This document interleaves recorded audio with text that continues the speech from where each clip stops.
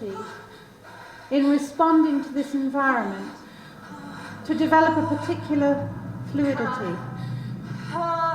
In this version of this performance, I am blind listening. I respond to the sounds with a personal emotive coding. My responses to the basic sonic attributes of pitch, volume, and rhythm are influenced by my training as a singer and a person who has developed the special ability of listening.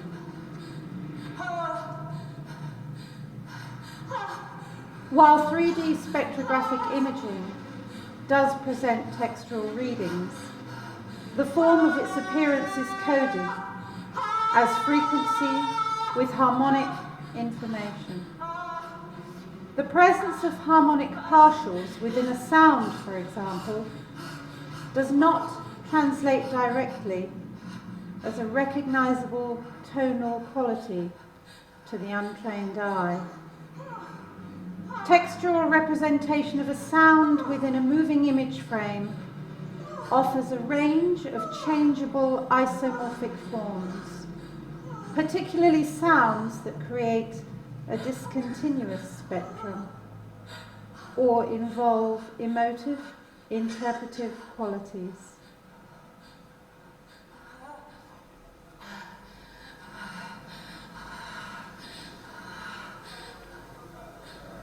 Curiously, there are a mere 14,000 sound receptors in an ear, compared to 1 million visual receptors in the eye. But if you play two pure pitches simultaneously, you can distinguish them, while if you project or mix two pure colours together, they blend into one solid colour.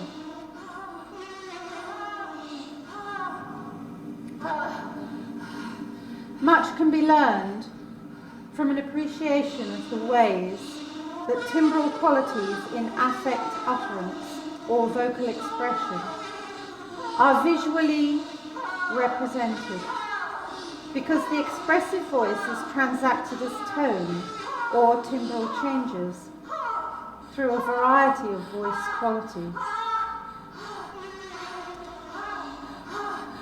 Am I conducting this image or being conducted by the image? Reflections change my drawing or digital scribbling of tonal qualities.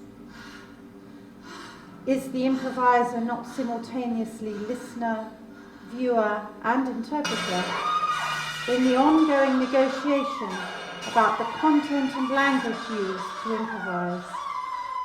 Does the improvisation take momentum from the interactive dialogue between listener, viewer, and interpreter by answering questions about how the improviser responds to change within those interactive moments? If that is so, then the improviser could be thought of as co-author in the process at play within those moments when outcomes are rendered as the convergence of past and present knowledge, negotiating a response to the situation as it changes. Technology in those instances acting as agent for our remembering and for presenting possibilities for amendment to future response.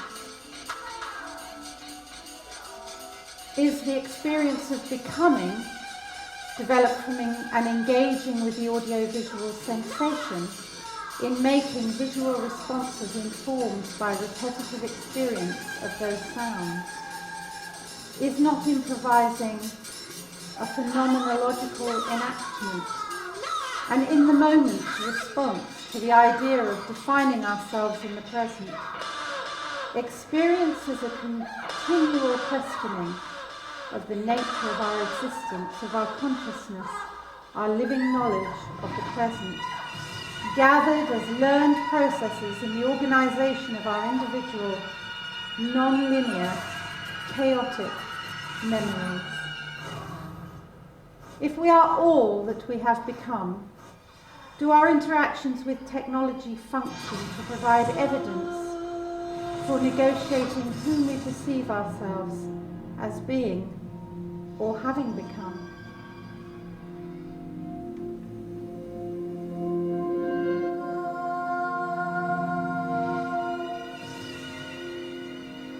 Have we not transformed ourselves into a partner of communication between two species of knowledge, one that is alive in us and the other that embodies us in the form of an external knowledge base?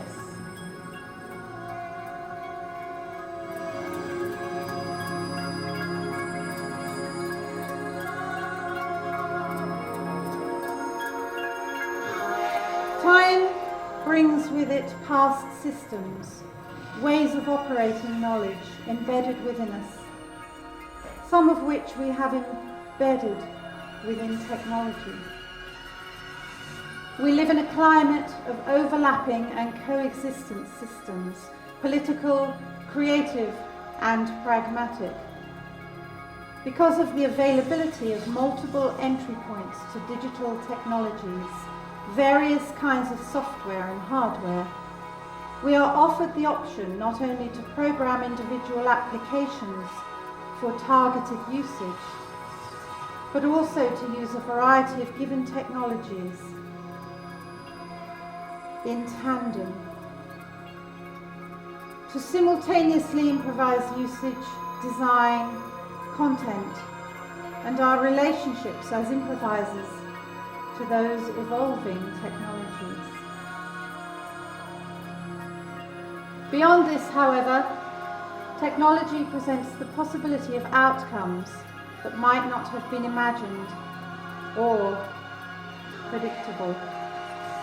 While such in-progress outcomes are evidence for where the improvisations may have travelled, their use and function must always be at the will of the improviser. The decision of what is left behind or proceeds forward, becoming part of the circular organisation where each relevant component is able to have a transformative impact on other components within the network or accumulated database.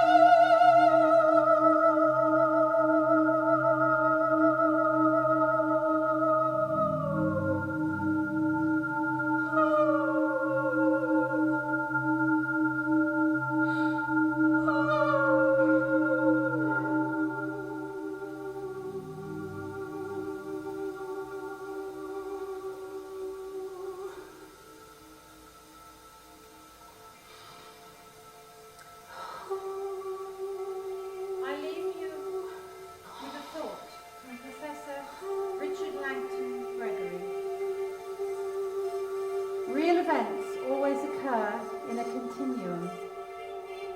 But symbolic systems are always discontinuous. The continuous, discontinuous computer distinction reflects, we may suggest, this difference between representing the world of objects directly and representing symbolic systems. Even the continuous function of differential calculus have to be handled as though they were discretely stepped.